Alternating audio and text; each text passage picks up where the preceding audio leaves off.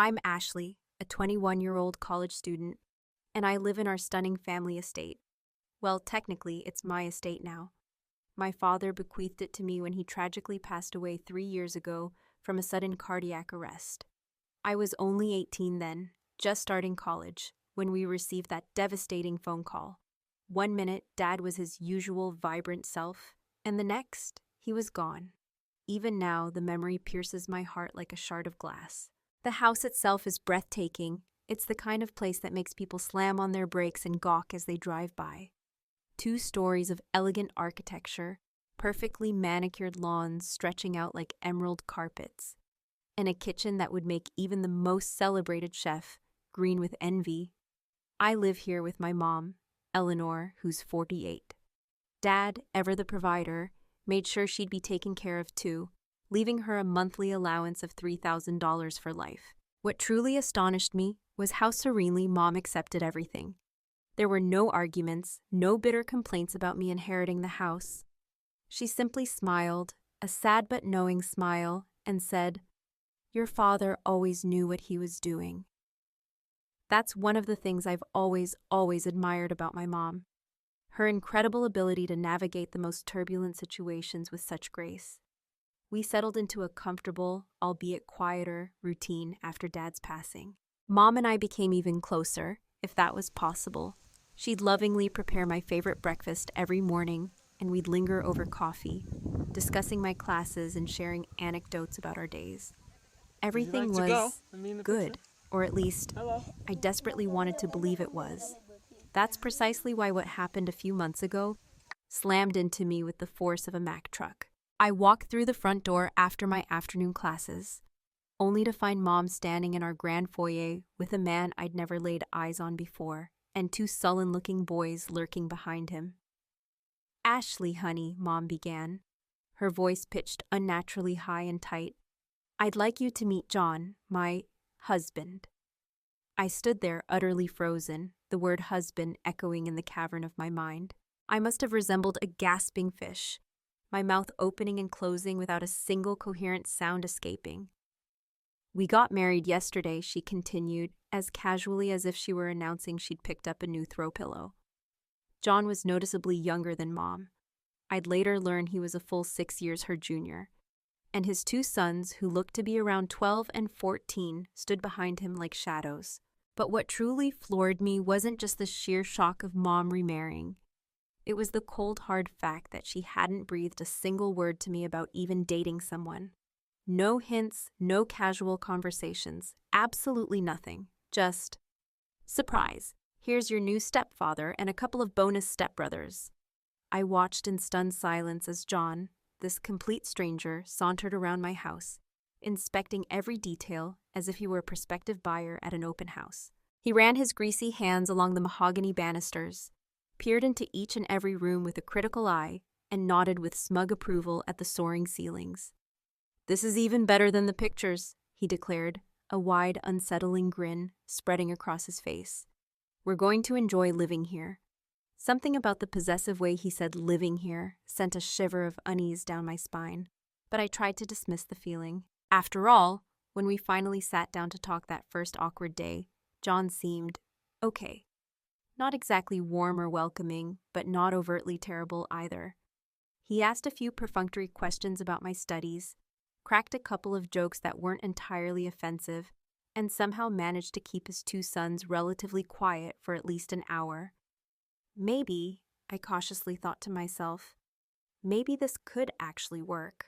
That fragile illusion of potential harmony shattered into a million pieces a mere 2 days later. "Give it back! It's my turn, Jake!" the 12-year-old shrieked at the top of his lungs. "No way, I just started," his 14-year-old brother Mike bellowed back.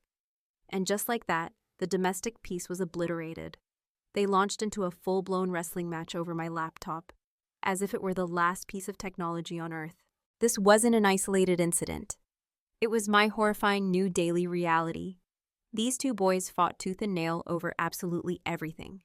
The TV remote, the last pathetic cookie in the jar, who got to sit in which chair, even who had the divine right to use the bathroom first thing in the morning. One particularly memorable afternoon, I was desperately trying to cram for a crucial law exam. The chapter on constitutional rights demanded complete and utter concentration, and I had finally managed to get into a productive rhythm when crash, the door to my room flew open, and in tumbled Jake and Mike, a tangled mess of flailing limbs and furious accusations.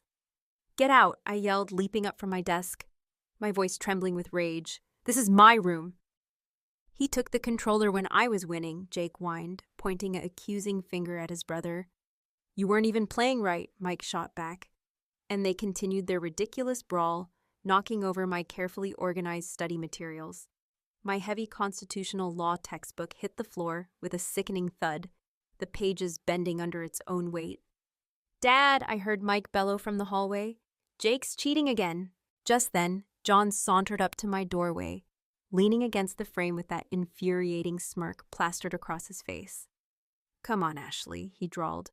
"They're just figuring things out. This is how young men learn to handle conflict." "By destroying my room and interrupting my studies?" I asked incredulously, my voice dripping with sarcasm. Mom appeared behind him, placing a placating hand on his shoulder. "John's right, honey," she said, her voice sickeningly sweet. "The boys are just being boys. They need to learn to work out their differences." I couldn't believe what I was hearing. Every single day, it was the same agonizing cycle: constant fighting, incessant screaming, things getting broken, and apparently, this was all perfectly acceptable to their father and, increasingly, to my own mother. But John wasn't finished with his adjustments. One fateful evening, he gathered everyone in the formal living room for what he pompously called a family meeting. He stood in the center of the room, hands planted on his hips, surveying the elegant space as if he were a general plotting a hostile takeover. "This house needs some serious work," he announced, his voice booming. "Everything's far too feminine. We need to renovate. New furniture, new color scheme, the works."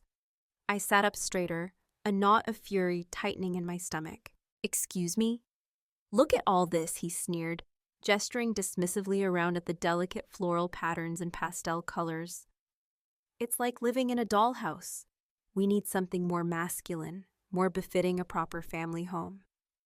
"This is my house," I said firmly, feeling my blood pressure skyrocket. "Dad left it to me, not to Mom, and certainly not to you. I'll decide if anything needs to be changed." John's face darkened, his pleasant facade finally cracking. "Listen here, Ashley," he said, his voice laced with a dangerous edge. "Ownership is just a technicality.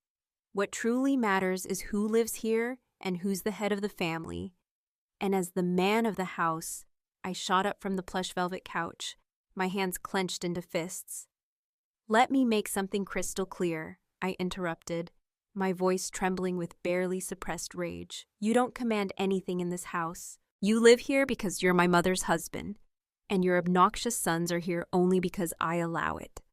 The change in John's face was instantaneous, like a cheap mask suddenly dropping away. His eyes narrowed into menacing slits, and that fake saccharine smile vanished completely. In 3 swift, menacing strides, he was standing right in front of me, using his considerable height to try and intimidate me. "Listen here, you spoiled little princess," he snarled, his voice dropping to a low, dangerous growl. "I won't have some entitled college kid telling me what I can and can't do in my own home." "It's not your home," I repeated, standing my ground even as my heart hammered against my ribs like a trapped bird. "And it never will be." What happened next seemed to unfold in agonizing slow motion. John's face turned an alarming shade of crimson, and he abruptly raised his hand, taking a wild swing directly toward me. The movement was so sudden and aggressive that Mom gasped from across the room, her hand flying to her mouth. But I didn't flinch. Instead, with a surge of adrenaline, I yanked my phone from my pocket and held it up, my finger hovering over the emergency call button. "Go ahead," I said, my voice surprisingly steady, despite the tremor that ran through me. "Give me one good reason not to call the police right now. I'm sure they'd be very interested in hearing about a grown man threatening his stepdaughter in her own home." The threat landed like a bucket of ice water. John's raised hand dropped immediately, his eyes flicking nervously toward my phone. Without another word, he spun on his heel and stormed up the grand staircase, his heavy footsteps echoing through the suddenly silent house, leaving Mom and me alone in the tense living room. "Ashley, honey," Mom rushed forward, her voice trembling with a mixture of fear and something else I couldn't quite decipher. "There's no need for things to get so heated. John is just trying to adjust to our new family dynamic. He needs time to get used to everything." I couldn't believe what I was hearing. Was she seriously defending him after what had just transpired? "He needs to feel like a real man," Mom continued, wringing her hands as if pleading with some unseen force. "Like the head of the house. You know how important that is for men, sweetie. Please just try to understand." I stared at my mother's pleading face, desperately trying to recognize the strong, sensible woman who had raised me. The entire situation felt surreal, like some bizarre, twisted soap opera. My mother, who had always been the epitome of level-headedness, was now standing before me, making pathetic excuses for a man who had just attempted to physically assault me. Something inside me finally snapped. I was done trying to be diplomatic. "You want to know what I think?" I asked, my voice rising deliberately, making sure my words would carry upstairs. "When John earns enough money to buy his own damn house, he can make whatever ridiculous rules he wants there. But this," I gestured around at the opulent home my father had lovingly left me, "this isn't his house to command." The silence that followed was deafening, broken only by the frantic pounding of my own heart.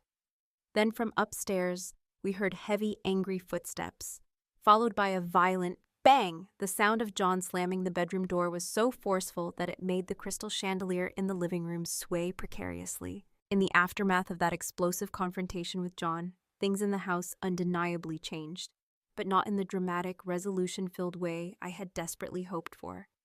It started subtly, almost imperceptibly, with breakfast.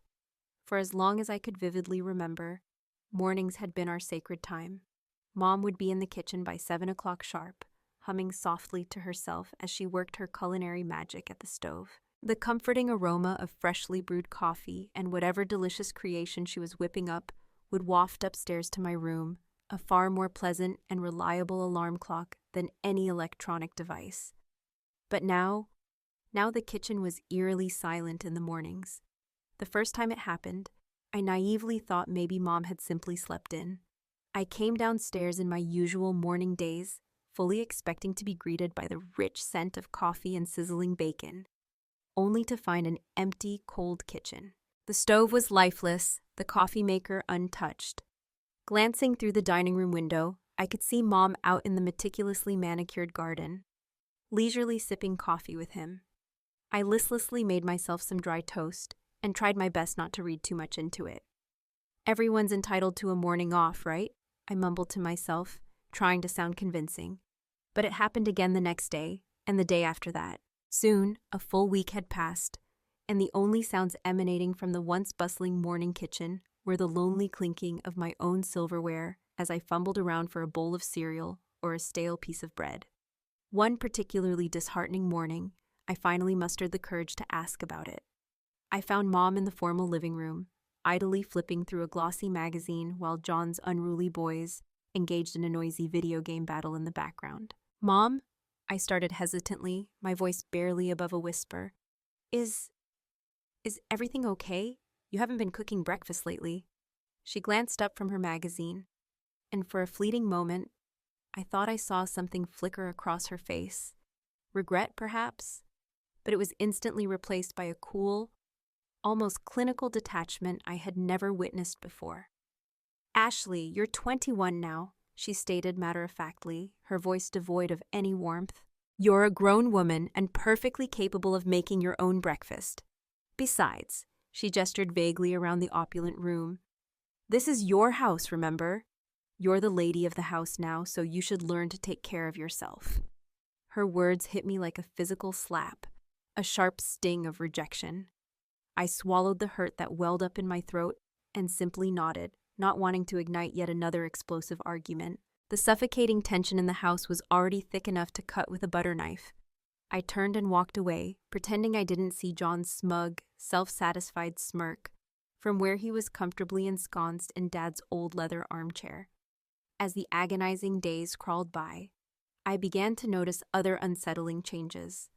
Mom's monthly allowance, the generous sum Dad had meticulously set aside to ensure her lifelong comfort and security, seemed to be vanishing at an alarming rate. I started seeing shopping bags from ridiculously expensive boutiques mysteriously appearing in the foyer. John had suddenly developed an insatiable taste for fine dining, and every other night they would ostentatiously dress up and head out to the most exclusive, overpriced restaurants in town.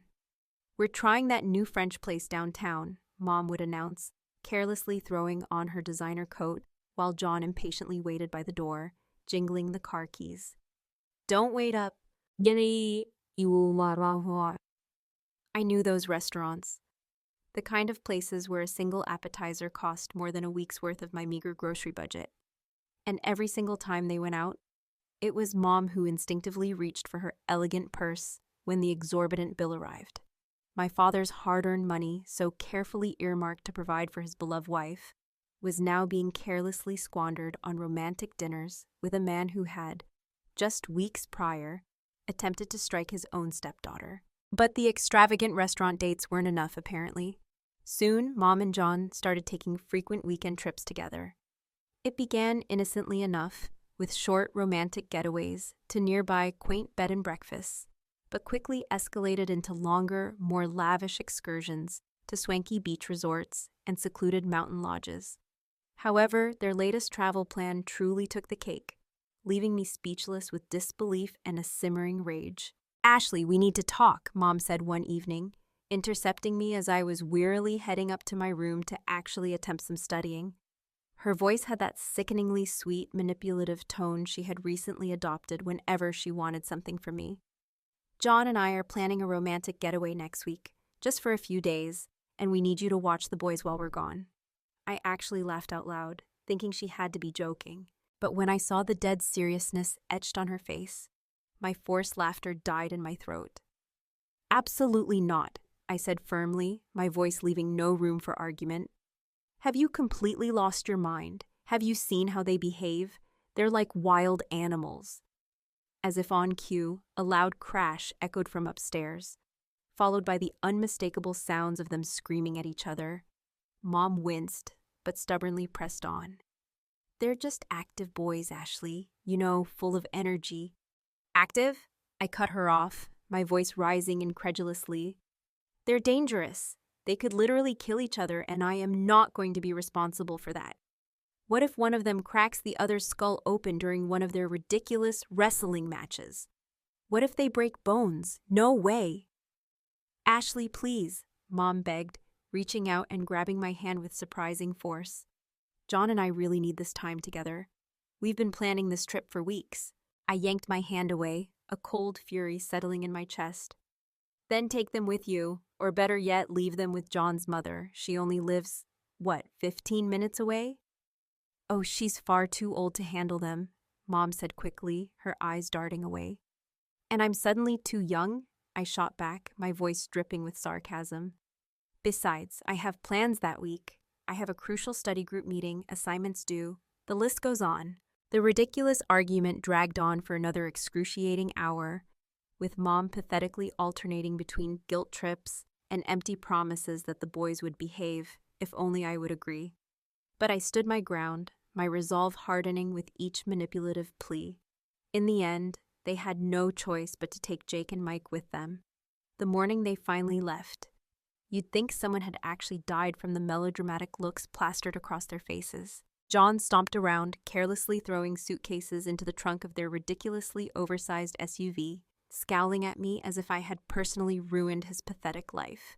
Mom barely offered a perfunctory goodbye, just a pointedly disappointed look that was clearly intended to make me feel overwhelmingly guilty. The house felt wonderfully, blessedly peaceful after they were finally gone, the silence a welcome balm to my frayed nerves. But their perpetually sour attitudes had become the new, depressing normal. Every single day, it was the same infuriating routine. John and Mom walking around with faces like thunderclouds, sighing dramatically and exchanging pointed, meaningful glances whenever I dared to enter a room. It was as if they were engaged in some bizarre competition for the title of most miserable person. Meanwhile, the two terrors they called sons continued their daily destructive warfare. Just yesterday, they had engaged in a full-blown physical brawl over the coveted TV remote, complete with aggressive pushing, pathetic shoving, and enough ear-splitting screaming to wake the dead. And Mom? She barely even glanced up from her phone, seemingly oblivious to the chaos unfolding around her, as if the constant fighting and destruction were nothing more than a minor inconvenience. As if the incessant fighting wasn't bad enough, my delightful stepbrothers had recently developed a new, deeply irritating hobby: helping themselves to my personal belongings whenever I was away at college. It started innocently enough. My wireless mouse mysteriously disappeared one day, followed by my portable Bluetooth speaker the next.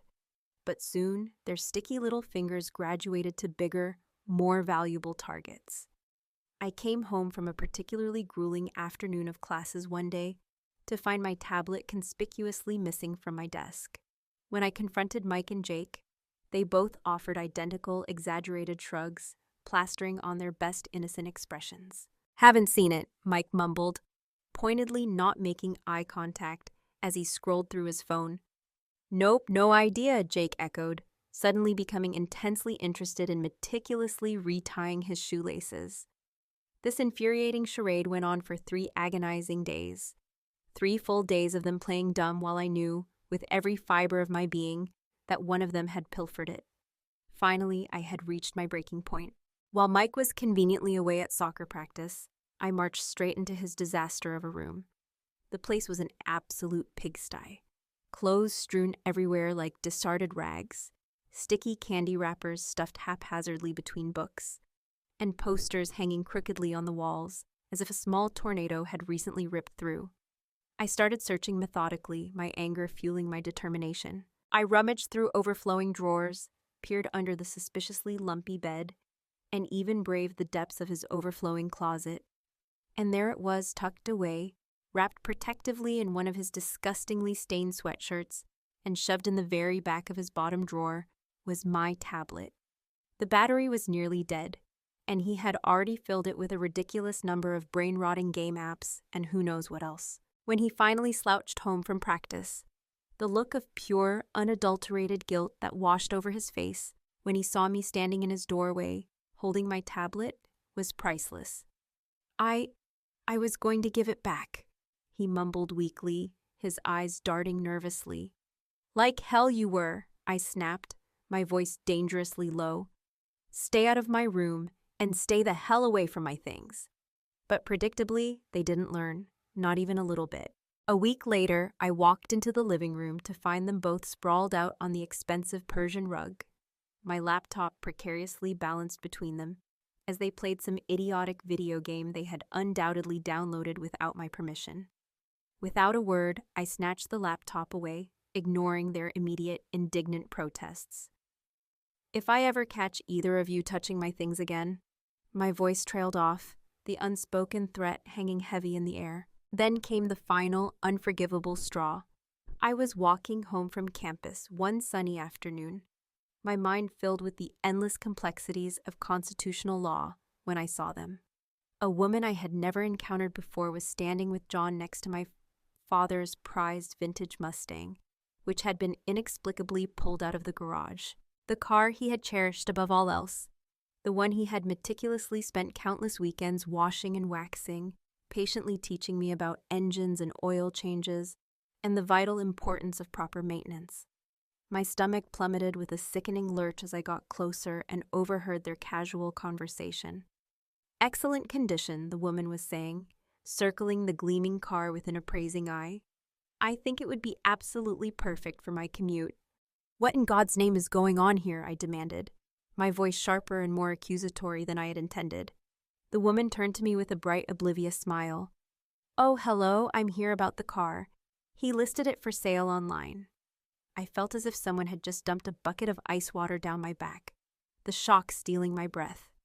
"This car is not for sale," I stated firmly, my voice trembling with disbelief and rising anger. "It belonged to my father." John's face twisted into an ugly, contemptuous sneer. You should be thanking me, he spat, his voice dripping with venom. I actually found some gullible idiot willing to buy this piece of junk. It's practically a woman's car anyway. No self-respecting man would be caught dead driving it. I stood there utterly frozen as he continued his hateful rant, his words like physical blows. Your father? He practically spat the word, his face contorted with disgust. Clearly didn't know a damn thing about cars, driving around in this ridiculous thing like some... He waved his hand dismissively, searching for an appropriately insulting comparison. No wonder he acted like a woman. A real man would have bought a proper car. I finally found my voice, turning to the bewildered woman who was still hovering uncertainly near the Mustang. I am so incredibly sorry, but you've been terribly misled, I said, my voice surprisingly calm despite the raging storm inside me. This car is absolutely not for sale. It never was and it never will be. My voice was firm, leaving no room for misinterpretation. I strongly suggest you look elsewhere. She glanced nervously between John's furious face and my resolute stance, clearly sensing the volatile tension crackling in the air. With a hesitant nod, she quickly turned and hurried away, her heels clicking on the driveway. I didn't wait to watch her disappear down the street. Instead, I walked over to my father's beloved car, carefully backed it into the safety of the garage, and firmly locked the door. Then I turned to face John, who was practically vibrating with unadulterated rage. Give me the garage keys, I demanded, my voice low and steady, belying the fury churning within me. And don't you ever go near my father's car again.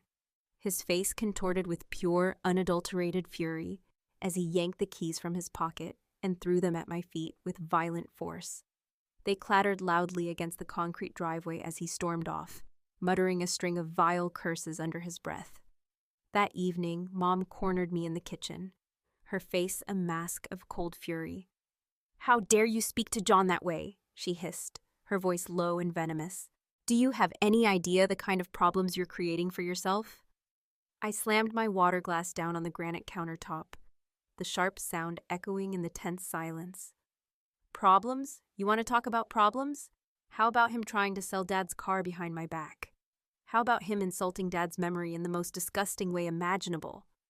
He was just trying to help. That car is just sitting there, collecting dust. That car, I cut her off, my voice trembling with anger and hurt, is mine, just like this house is mine. And I have had enough. John and his obnoxious sons need to leave.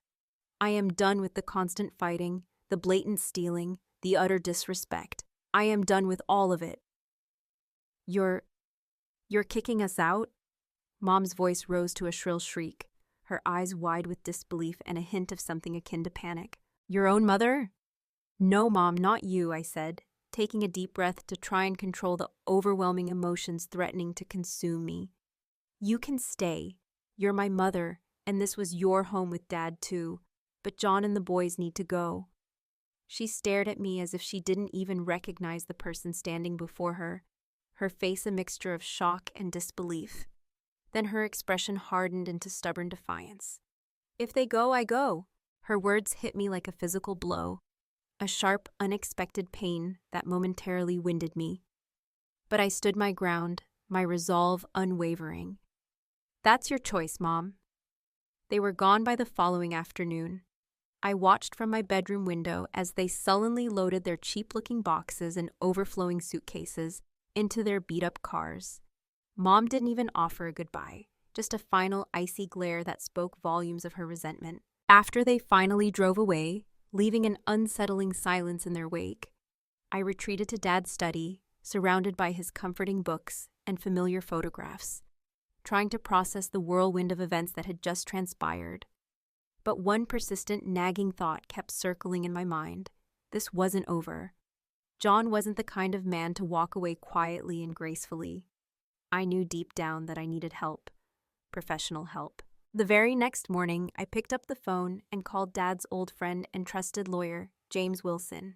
He had meticulously handled Dad's will and had always warmly told me to contact him immediately if I ever found myself in need of anything. This is serious, Ashley, he said gravely after I had recounted the entire sordid saga, my voice still trembling with residual anger and hurt.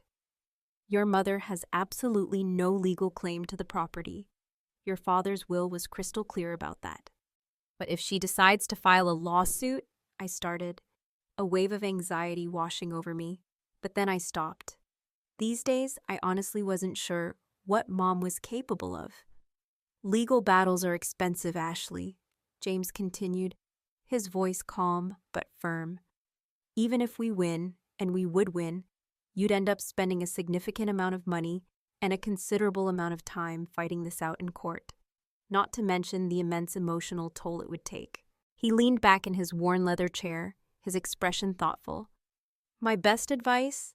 Try to resolve this amicably before it escalates to that point. James's astute prediction proved to be tragically accurate, and sooner than I could have ever anticipated.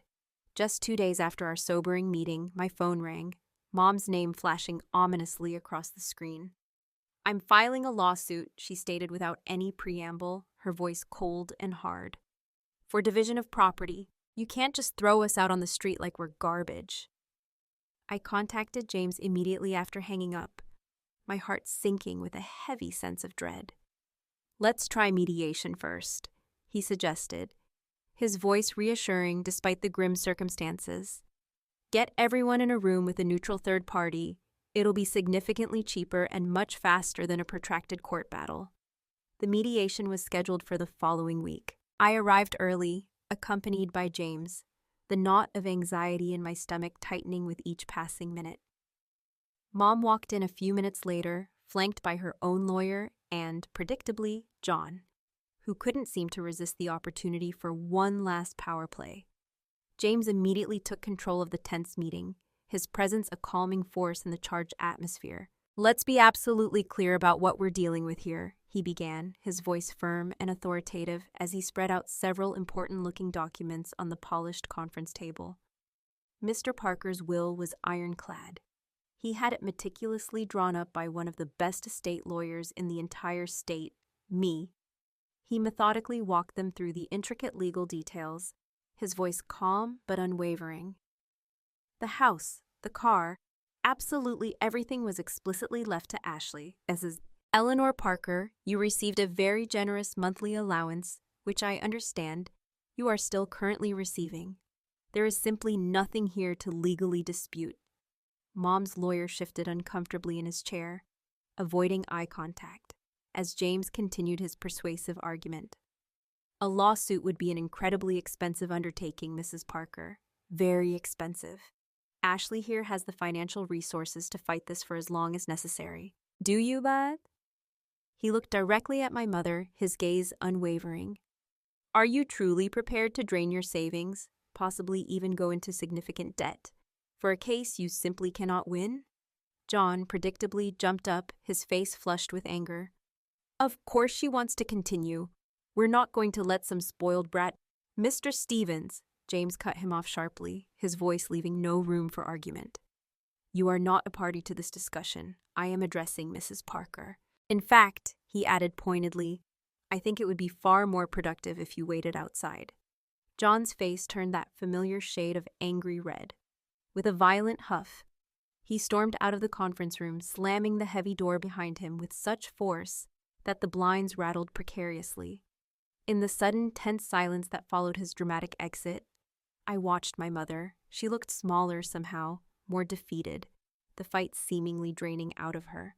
The monthly allowance continues for your entire life, Eleanor, James reminded her gently, his voice softening slightly. That's $3,000 every single month, guaranteed. But legal fees could easily eat that up for years to come. Is that truly what you want? Mom looked down at her hands, her shoulders slumping slightly. Then she finally glanced at her own lawyer, who gave a barely perceptible shake of his head. No, she said finally, her voice barely above a whisper, the fight completely gone. No, I don't want that. The paperwork was already prepared. A document formally acknowledging the terms of Dad's will and irrevocably waiving any future claims to the estate. Mom signed it without even looking at me, her expression unreadable. Before she left the sterile conference room, I quietly handed her a sealed envelope. This should cover 6 months of rent, I said softly, offering a small gesture of support to help her get settled. She took it without a word, her eyes still fixed on some distant point. That was 3 long months ago. The house is quiet now. Truly quiet. Not the suffocating, tense silence of those final, unbearable weeks with John and his disruptive boys. I'm still diligently pursuing my law degree, channeling my energy into something productive and meaningful. Dad's beloved Mustang sits safely in the garage, meticulously polished and maintained, just the way he would have wanted it. I worry about Mom sometimes. I know she still receives her generous allowance, and if she's careful and makes sensible choices, she should be financially comfortable. But I also know John's expensive tastes haven't magically disappeared. And I've heard through mutual, albeit unreliable, friends about their continued weekend trips and extravagant shopping sprees. That's her choice, though. We all make our own decisions and ultimately must live with the consequences. A valuable lesson. Sometimes the people we love the most can surprise us, and not always in a good way. It's crucial to remember that you are not responsible for the choices of others, even your own family. Protect yourself and your well-being, even if it means making difficult decisions. Don't let anyone, regardless of their relationship to you, take advantage of your kindness or disrespect what is rightfully yours. What are your thoughts on the situation? Have you ever experienced something similar? Share your comments below, and don't forget to subscribe to the channel for more compelling stories.